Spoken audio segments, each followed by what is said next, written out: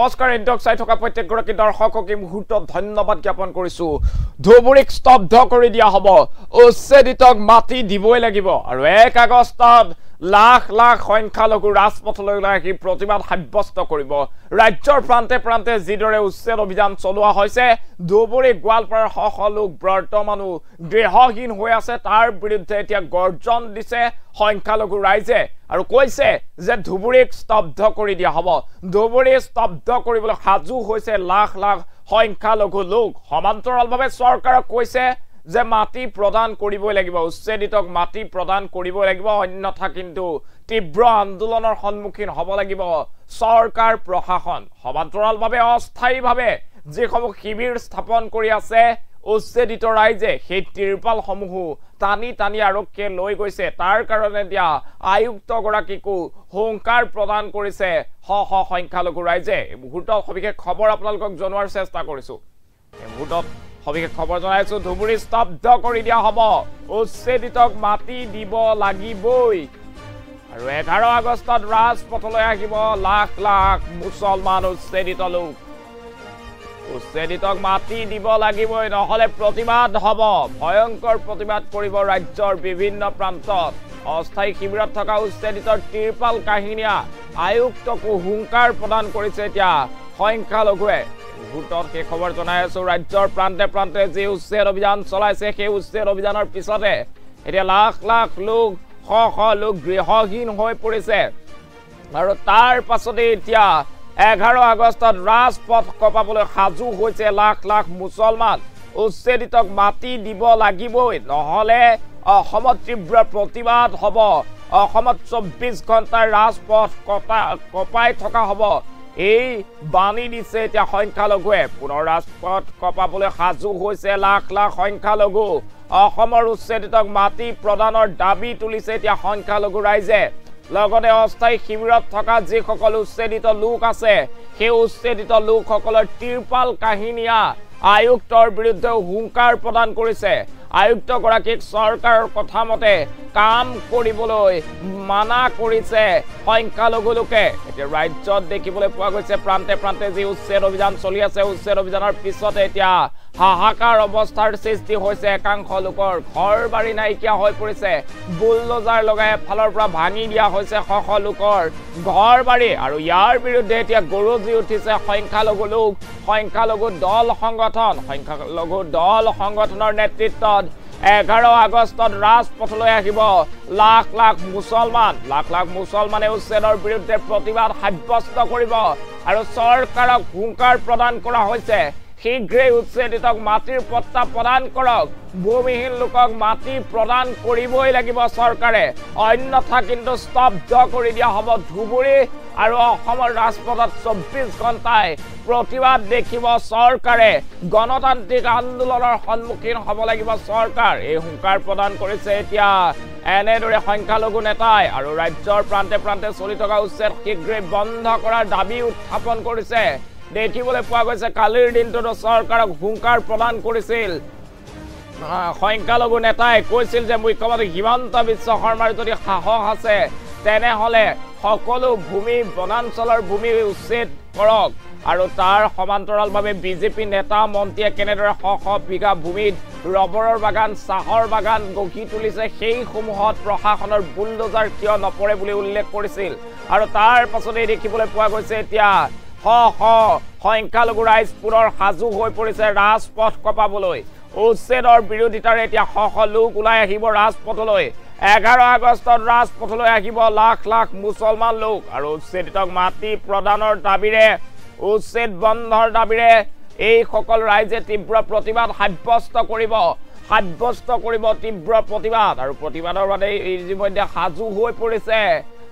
হৈ পৰিছে লাখ লাখ মুছলমান লোক আৰু কৈছে যে শীঘ্ৰেই উচ্ছেদিতক মাটি প্ৰদান কৰিবই লাগিব ভূমিহীন লোকক মাটি পট্টা প্ৰদান নকৰিলে কিন্তু ভয়ংকৰ আন্দোলনৰ সন্মুখীন হ'ব এইখন চৰকাৰ এনেদৰে হুংকাৰ প্ৰদান কৰিছে এতিয়া সংখ্যালঘু নেতাই আমি দেখুৱাই আছো এই মুহূৰ্তত কেনেদৰে আঙুলি টুৱাই চৰকাৰক হুংকাৰ প্ৰদান কৰিছে কৈছে যে উচ্ছেদিতক মাটি প্ৰদান কৰিব লাগিবই অন্যথা কিন্তু তীব্ৰ আন্দোলনৰ সন্মুখীন হ'ব লাগিব এইখন চৰকাৰক বিৰুদ্ধে এতিয়া এনেদৰে গৰজি উঠিছে এনেদৰে সংখ্যালঘু নেতা আৰু ৰাজ্যৰ প্ৰান্তে প্ৰান্তে চলি থকা উচ্ছেদৰ বিৰোধিতাৰে এতিয়া 11 আগষ্টত পুনৰ ৰাজপথলৈ আহিবলৈ সাজু হৈছে লাখ লাখ মুছলমান লোকে এতিয়া প্ৰতিবাদ সাব্যস্ত কৰিব উচ্ছেদিতৰ ন্যায়ৰ দাবীত আৰু উচ্ছেদিতক পুনৰ সংস্থাপনৰ দাবীত এই তীব্ৰ প্ৰতিবাদী কাৰ্যসূচী ঘোষণা কৰা হৈছে সমান্তৰালভাৱে এতিয়া জিলা আয়ুক্তগৰাকীয়ে অস্থায়ী শিবিৰত থকা শ লোকৰ যেনেদৰে তিৰপাল আৰু অস্থায়ী শিবিৰ ভাঙিছে সেই জিলা আয়ুক্তগৰাকীৰ বিৰুদ্ধেও এতিয়া খঙত অগ্নিশৰ্মা হৈ পৰিছে সংখ্যালঘুৰ এইসকল নেতা আৰু সংখ্যালঘু নেতাই হুংকাৰ প্ৰদান কৰিছে আয়ুক্তগৰাকীয়ে চৰকাৰৰ নিৰ্দেশত কাম কৰা বন্ধ কৰক বুলি হুংকাৰ প্ৰদান কৰা হৈছে সমান্তৰালভাৱে মুখ্যমন্ত্ৰী আৰু চৰকাৰে তীব্ৰ আন্দোলনৰ সন্মুখীন হ'ব আগন্তুক সময়ত অসমৰ ৰাজপথ কপাই তুলিব লাখ লাখ মুছলমানে অসমত চলি থকা উচ্ছেদ অভিযানৰ বিৰুদ্ধে এতিয়া দেখিবলৈ পোৱা গৈছে লাখ লাখ মুছলমান পুনৰ সাজু হৈছে আন্দোলন কৰিবলৈ আৰু 11 আগষ্টত ৰাজ্যৰ ৰাজপথত দেখিবলৈ পাব লাখ লাখ মুছলমান একত্ৰিত হৈ তীব্ৰ প্ৰতিবাদ সাব্যস্ত কৰিব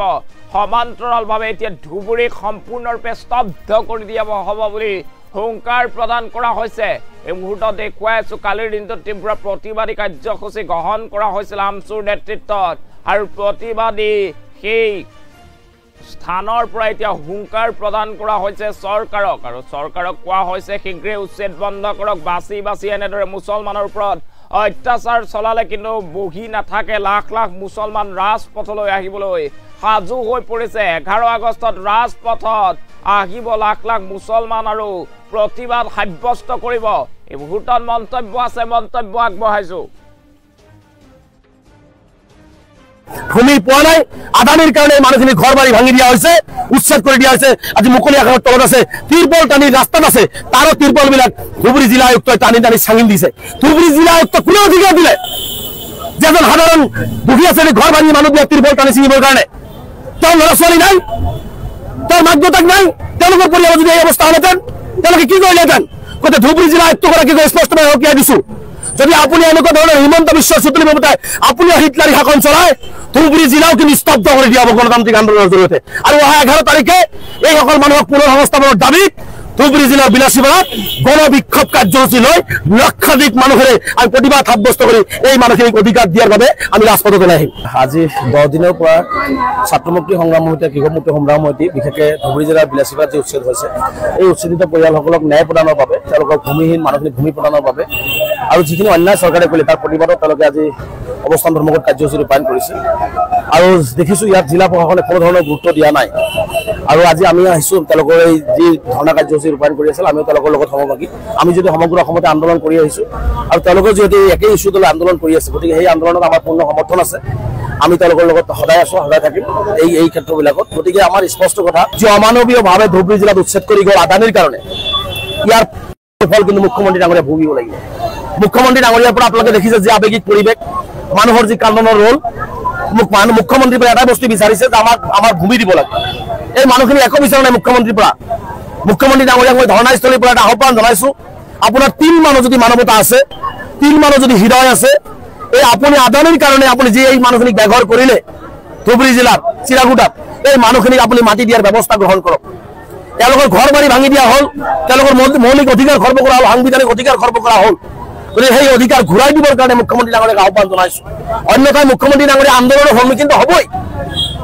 অসমৰ মুখ্যমন্ত্ৰী আন্দোলনৰ সন্মুখীন হ'বই কিন্তু ৰাজনৈতিকভাৱে কিন্তু মুখ্যমন্ত্ৰীয়ে ভুগিব লাগিব এই চৰকাৰখনে ভুগিব লাগিব এইটো স্পষ্ট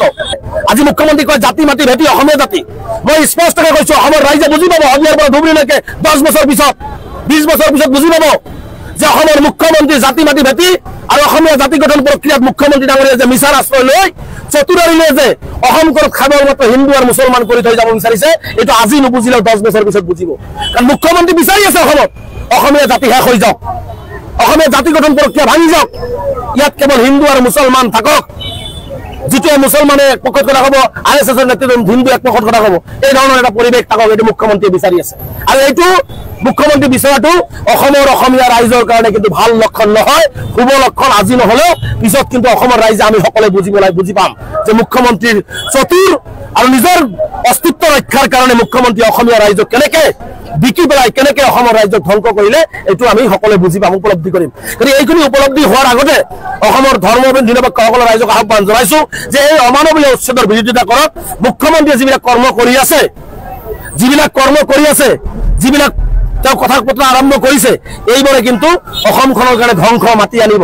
মুখ্যমন্ত্ৰীৰ বুকুত সাহস নাই। আজি ফৰেষ্টৰ মাটি কিমান কোন মানুহে দখল কৰি আছে সেইটো শ্বেতপত্ৰ যোগে ৰাজহুৱা কৰাৰ সাহস নাই। কাৰণ পাইকানত যিটো ফৰেষ্টত উচ্ছেদ কৰিছে সেইটো ফৰেষ্ট নহয়। মুখ্যমন্ত্ৰীক মই চেলেঞ্জ কৰিছো, এইটো ৰাজহুৱা।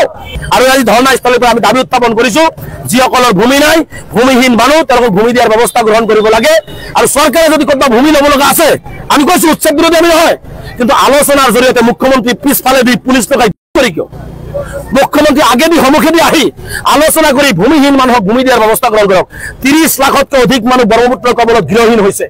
20 লাখতকৈ অধিক বিঘা মাটি সংখ্যালঘু ৰাইজৰ ব্ৰহ্মপুত্ৰৰ কবলত আছে। আগন্তুক অহা 11 তাৰিখে ধুবুৰী জিলাৰ এই মানুহখিনি যিহেতু এতিয়ালৈকে ন্যায় পোৱা নাই,